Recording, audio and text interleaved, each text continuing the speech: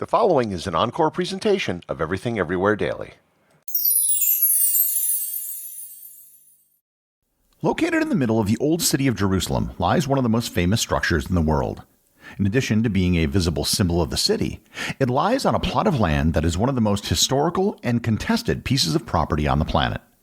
It's been a center of controversy for thousands of years and looks to continue to do so for at least several hundred more. Learn more about the Dome of the Rock and the ground it sits on this episode of Everything Everywhere Daily.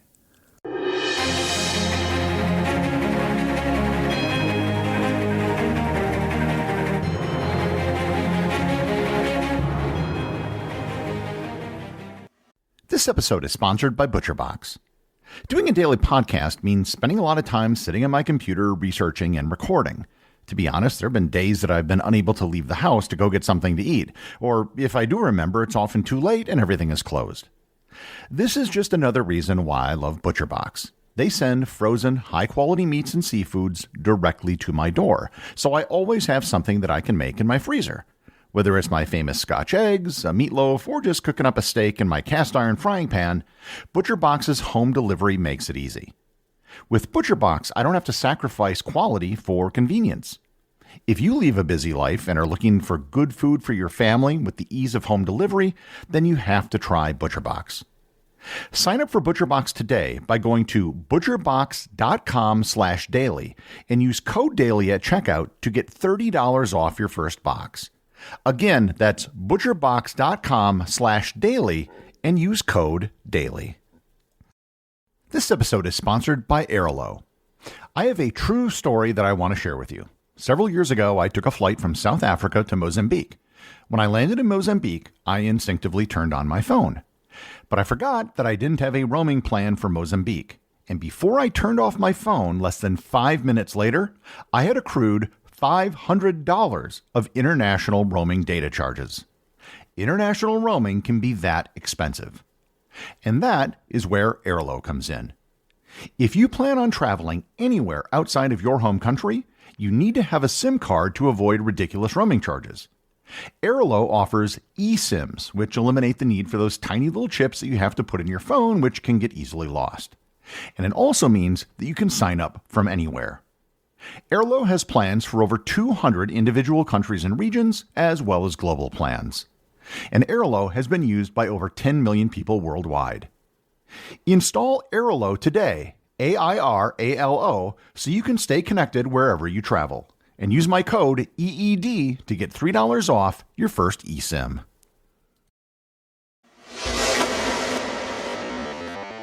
Any discussion of the Dome of the Rock has to start with the place it's located, Temple Mount in Jerusalem. Jerusalem dates back to biblical accounts. According to these accounts, the city was founded by King David, the leader of the unified kingdoms of Israel and Judah, sometime around the year 1000 BC. According to archaeological evidence, the location probably had some sort of human settlement at least 2,000 to 3,000 years before that. Again, according to biblical accounts, the reason why this place was selected was for the creation of a Jewish temple. The temple was the singular focal point of the entire Jewish religion. There was only one temple, and it held the Ark of the Covenant, on which I've done a previous episode. And it was the location where ritual sacrifices were made. The first temple was built by David's son, King Solomon, on the top of a hill in the city that we know today as Temple Mount. The site was initially said to have been a spot for threshing wheat due to its exposed rock outcrop. According to tradition, it was the spot where Abraham bound Isaac, and it was also the place where the creation of the world began.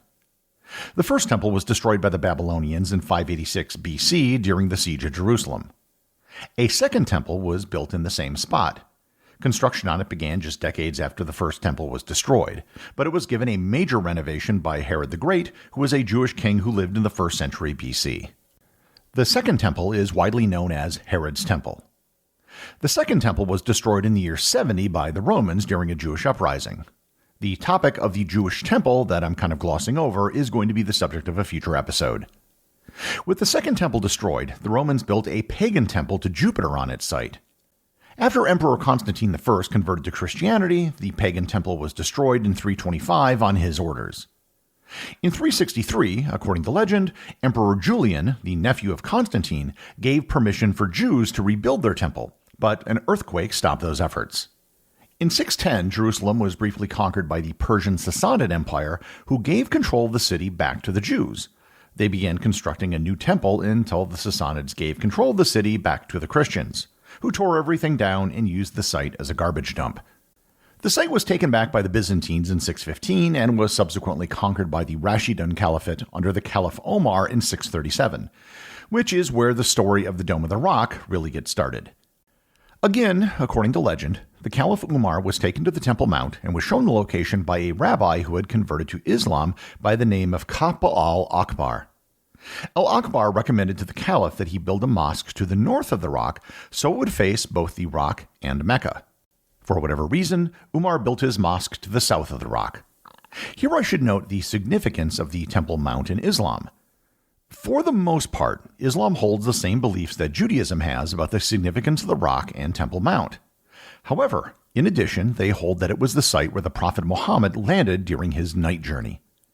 The night journey is detailed in both the Quran and the Hadith, which tells of how Muhammad traveled from Mecca to Jerusalem in a single night on the back of a heavenly creature known as a Barak. The place he is believed to have landed was the foundation stone on Temple Mount, and it was the place from which he also flew into heaven.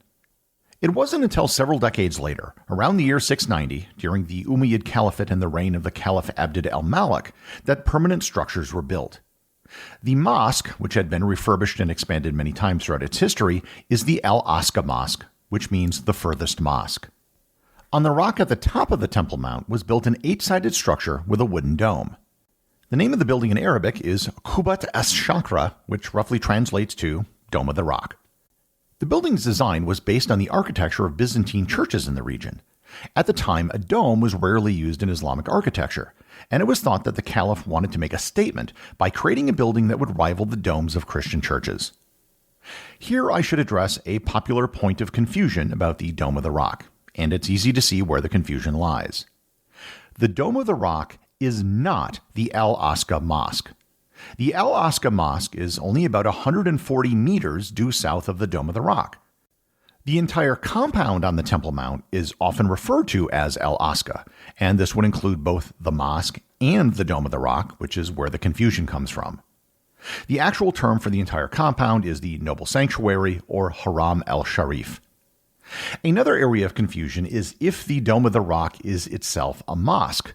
I've actually had this discussion with several Muslims in Jerusalem, and I've been told everything from, of course it is, to no it's not. In most texts, the Dome of the Rock is referred to as an Islamic shrine, not a mosque.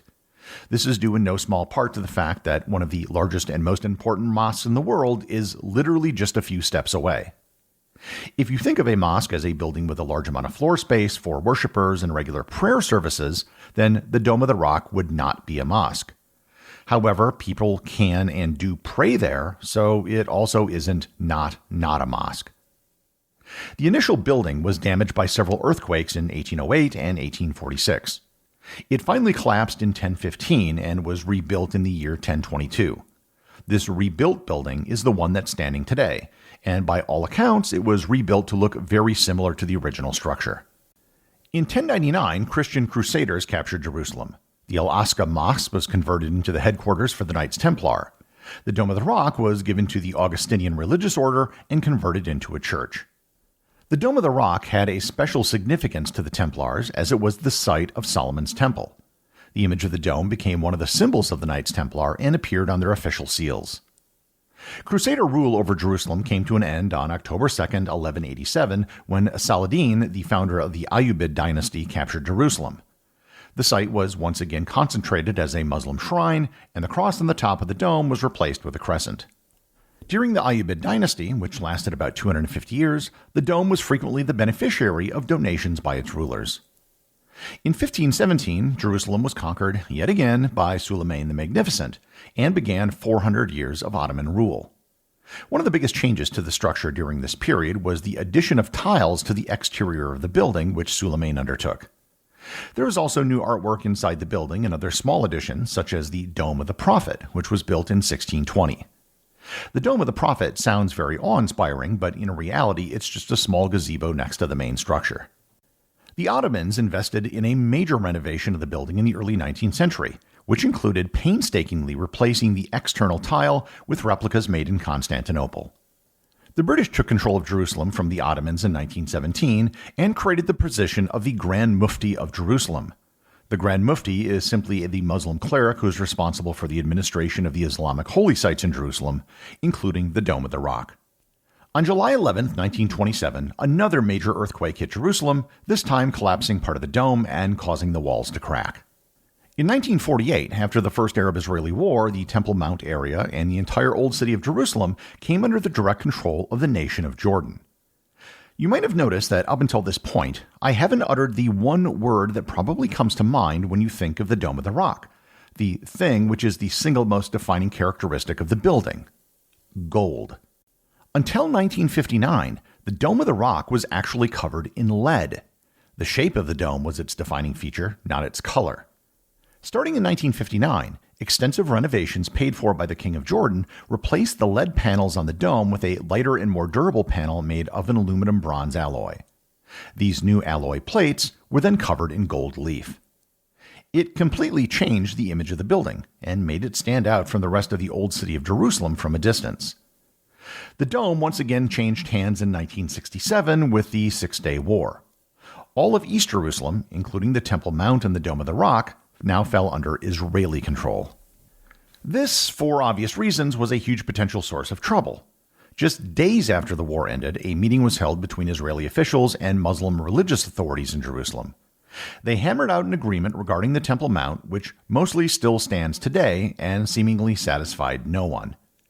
The agreement stated that the Dome of the Rock and the Temple Mount is under Muslim religious control. Non-Muslims may visit the area but may not pray or have any other public displays of religion. I've actually visited the Dome of the Rock on 2 separate occasions, but I've never been able to go inside. Many rabbis have issued decrees prohibiting Jews from entering the Temple Mount area, as ancient biblical requirements for entering the temple have yet to be met. And even those rabbis who disagree with the general ban on entering the Temple Mount forbid entering the Dome of the Rock for the same reasons. The Dome of the Rock is one of the most iconic buildings in the world, a status which it has only solidified since it was covered in gold leaf in the early 1960s. It is one of the oldest existing Islamic religious structures still standing and has become so identified with Islam that it appears on the currency in several Muslim countries. It also occupies a spot of land that is probably the most contested and controversial place in world history. Given the political and religious forces at play, it's likely that the Dome of the Rock will remain the center of controversy and intrigue for centuries to come. The executive producer of Everything Everywhere Daily is Charles Daniel. The associate producers are Benji Long and Cameron Kieffer.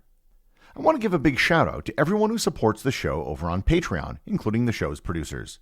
Your support helps me put out a show every single day. And also, Patreon is currently the only place where Everything Everywhere Daily merchandise is available to the top tier of supporters. If you'd like to talk to other listeners of the show and members of the Completionist Club, you can join the Everything Everywhere Daily Facebook group or Discord server. Links to everything are in the show notes.